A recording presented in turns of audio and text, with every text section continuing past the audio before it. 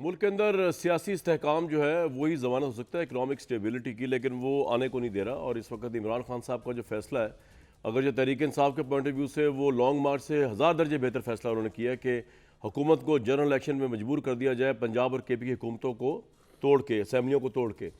लेकिन उसमें भी अभी गू मगू की कैफियत है, और ये गू मगू भी जो है वो पाकिस्तान की इकनॉमिक हालात के लिए बिल्कुल ठीक नहीं। इस पर ज़रूर बात करेंगे, लेकिन कल इमरान साहब का एक इंटरव्यू नज़रों से गुजरा और उसमें उन्होंने लगा ऐसे कि शायद वो पार्लिमानी निज़ाम जो है उससे एलर्जिक है, या वो पाकिस्तान के लिए उसको इस काबिल नहीं समझते। तो हमने समझा कि इस पर ज़रा बात पहले की जाए।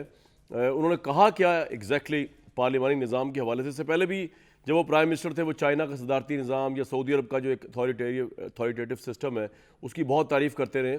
लेकिन अब उन्होंने आज खुल के उसकी तारीफ़ की है, नाम लिए बगैर सदारती निज़ाम की, क्योंकि उन्होंने जितनी भी खराबियाँ थी पाकिस्तानी कॉन्टेक्स्ट में वो गिनवा दी पार्लियामानी निज़ाम को लेकर। पहले वो सुन लें। वो कहना ये चाह रहे हैं कि नवाज शरीफ और जरदारी साहब जैसे करप्ट लोगों की मौजूदगी में, जो कि इलेक्शन में भी अहल है, आधे से ज़्यादा लोग उनके, ये किस तरह पार्लियामेंट डेमोक्रेसी मुल्क फंक्शन कर सकती है। अखलाकियात का म्यार बहुत ऊपर होता है।